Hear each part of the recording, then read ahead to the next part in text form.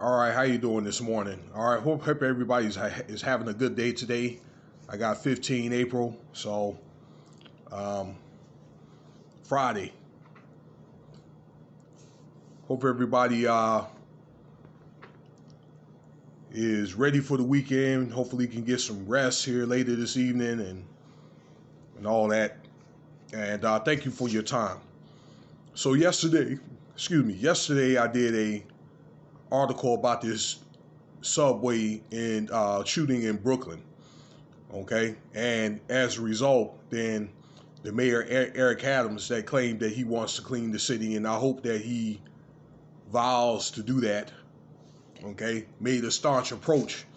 All right, to um, beef up the security in the subways in Brooklyn.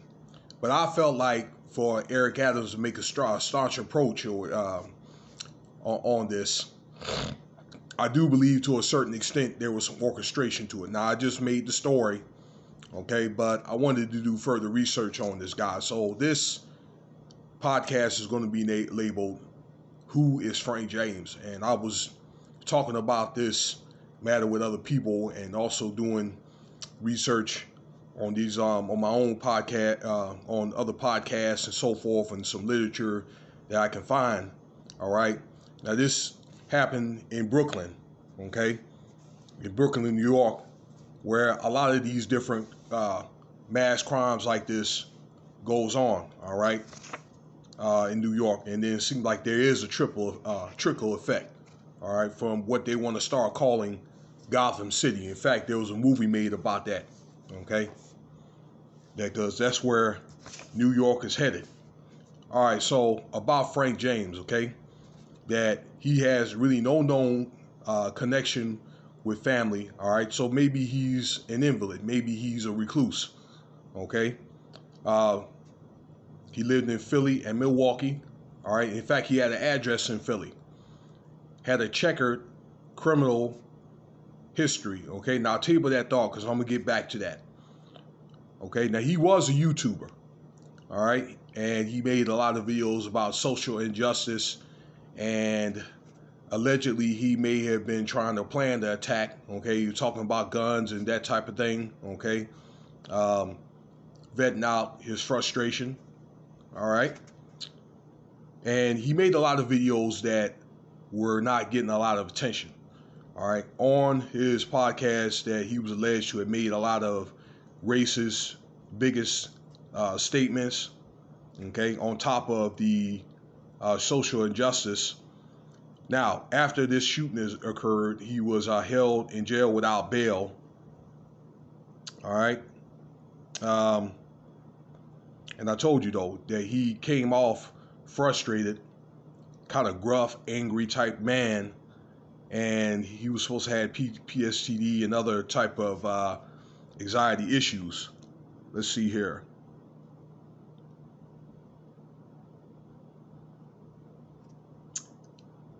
And that's pretty much it, okay, about this guy. But there was a pastor that knew him. They had other friends that or people that he may have worked with that said that he was pretty much a quiet guy, okay, but he may have had a lot of frustration and strife in him, okay, that built up to a certain point where it got to this point. All right, I got that too. All right, so I'm not always in the same mood every day, and I do these videos pretty much to channel my frustration and anxiety into something maybe constructive, into something that somebody can learn. All right, but how can this guy, he sits here and talks about social injustice, and he made a statement that black people and white people shouldn't be together, all right, different things about the government and all this, and this guy has done things like lewd sex acts, or committed sex acts, allegedly, and also grand larceny charges. So that does not help the situation, okay? It does not help the situation that he talks about the situation, and then he's doing the same things or contributed to the same actions that he's trying to preach or trying to protest against. You understand what I'm saying? And I tell people, if you want to pluck the eye out of somebody, log out of somebody else's eye, pluck the log out of your own eye. All right. But with further investigation and so forth, I said that Eric Adams did make a staunch approach to subway security. President Joe Biden, he wants to clamp down on, more on these machine guns and so forth, okay, and also make it harder for people to get guns that have like mental issues and so forth. And it's also to paint a man maybe with mental issues and so forth, all right, to be a suspect, okay, or be maybe borderline terrorist, all right, and that's not like that, okay. I heard a cop that was interviewed for this pertaining to Frank James, okay, that want to stop a crime before it actually starts, but you really don't know what's going to happen until it happens. You really can't do but so much.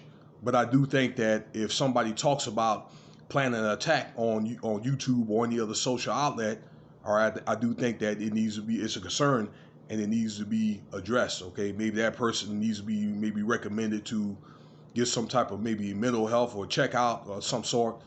And if you do make probably a threat to the government, all right, or to anybody in particular, all right, anybody in particular directly, all right, then that's going to be an issue, all right. But you have a person, if they're frustrated, all right, I just say like this: if you're frustrated, you better be very, very selective about what you say and who you say it to, okay?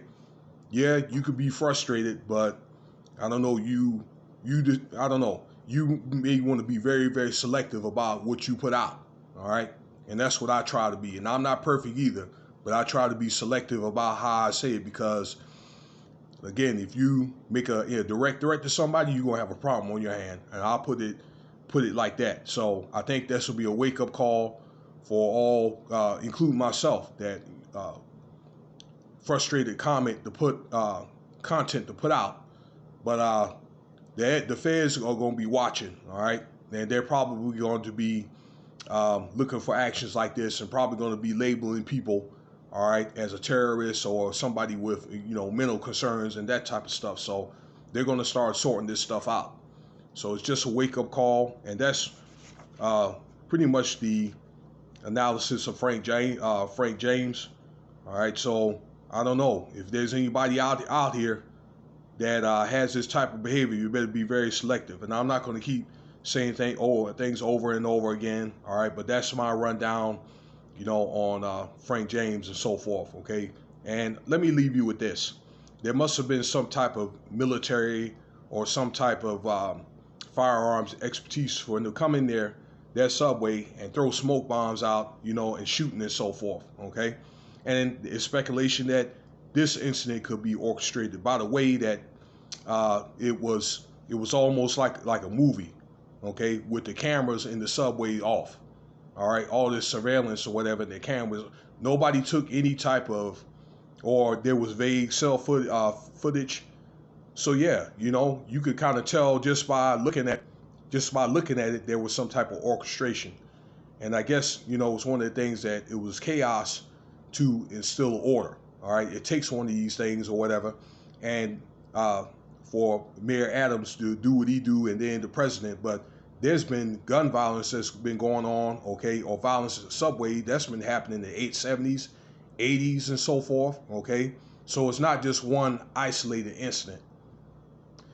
Well, let me know what you think about the video. So this is pretty much my take of Frank James and what happened in that subway.